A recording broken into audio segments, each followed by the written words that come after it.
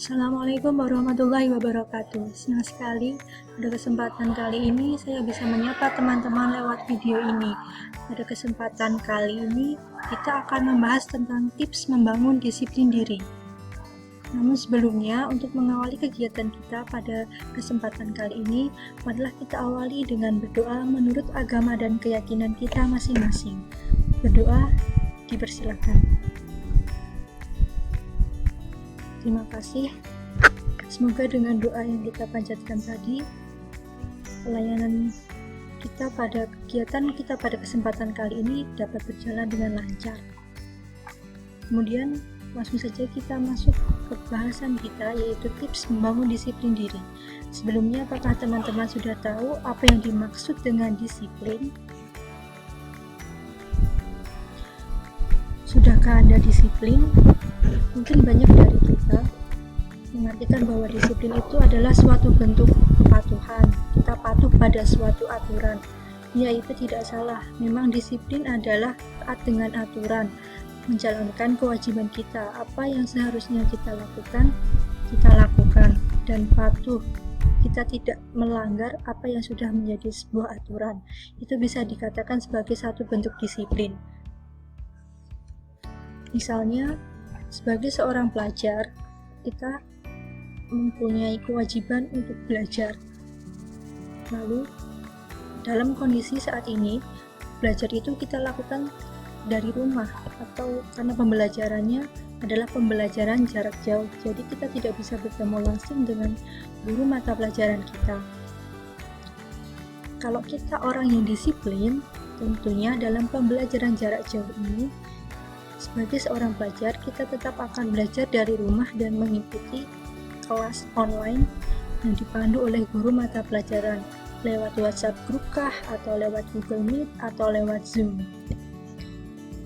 Ini seperti itu, kita lanjutkan. Lalu untuk menjadi atau untuk menumbuhkan disiplin itu seperti apa? Berikut kita paparkan tips-tips untuk membangun disiplin. Yang pertama adalah mulailah dengan memotivasi diri Anda sendiri, karena hal yang Anda perlukan untuk membangun disiplin diri yaitu memotivasi diri Anda untuk terbiasa disiplin dalam berbagai kesempatan. Ya, disiplin tidak mudah. Mungkin di awal kebiasaan ini sangat berat untuk dilakukan, tetapi setelah kalian mencoba memaksa diri kalian masing-masing, saya harus terus mengikuti pelajaran. Setiap hari setelah presensi, saya akan mengikuti kelas pada jam tersebut, dan saya tidak akan pergi main sebelum jam pembelajaran selesai. Lama-kelamaan, yang awalnya adalah satu bentuk keterpaksaan, lama-kelamaan akan menjadi suatu kebiasaan dan akan menjadi budaya yang tertanam kuat pada diri Anda. Kemudian dilanjutkan yang kedua, yaitu membuat target yang ingin dicapai dalam waktu tertentu. Jadi, setiap orang yang hidup tentunya punya satu tujuan yang ingin dicapai. Dengan tujuan itu, maka kita akan konsisten melakukan sesuatu. Di sini kita akan disiplin untuk menjalankan sesuatu sehingga kita bisa mencapai tujuan-tujuan tersebut. Dengan membuat sebuah target dengan batas waktu tertentu, misalnya kita ingin saat penilaian akhir semester nilai kita 100 semua, maka secara tidak langsung kita akan memulai untuk belajar disiplin dalam merencanakan segala hal dengan teratur. Misalnya, kita akan belajar teratur setiap jam pembelajaran dari rumah, yaitu jam 8 sampai jam 12. Kemudian setelah itu mungkin saat sore hari kita mengulangi lagi materinya, supaya nanti saat penilaian akhir semester kita mendapatkan nilai sesuai dengan yang kita inginkan. Kembali lagi, meskipun semuanya berawal dari rasa terpaksa, tetapi jika terus-menerus kita lakukan, itu akan menjadi sebuah kebiasaan dan akan menjadi budaya yang tertanam kuat pada diri kita.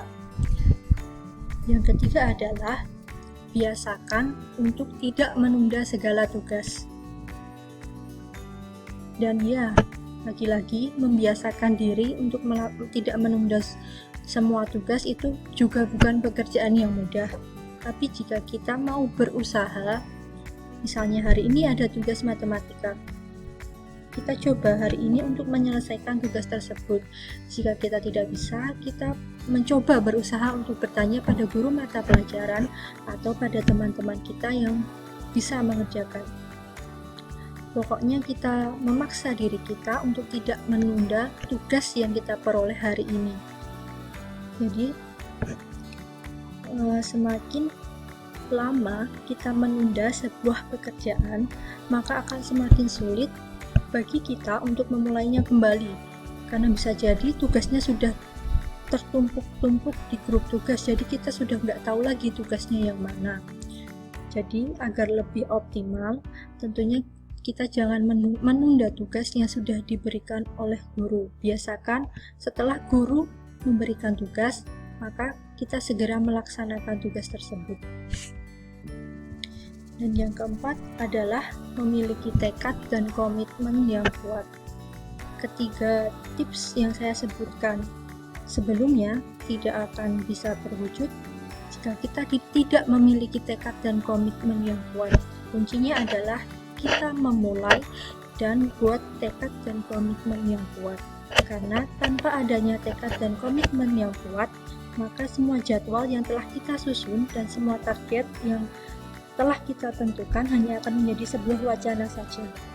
Oleh karena itu, perkuat tekad dan komitmen Anda untuk mulai belajar disiplin. Mulailah dengan hal-hal yang mudah. Misalnya, kita disiplin bangun pukul 4:30 pagi. Kita coba untuk setiap pukul 4:30 itu kita sudah bangun tidur. Kemudian setelah itu kita melaksanakan ibadah sholat subuh bagi yang muslim, dan kita lanjutkan dengan kegiatan kita selanjutnya sampai bersiap-siap untuk mengikuti pembelajaran jarak jauh, belajar dari rumah. Hingga akhirnya tekad dan komitmen yang kita buat ini akan semakin meningkat.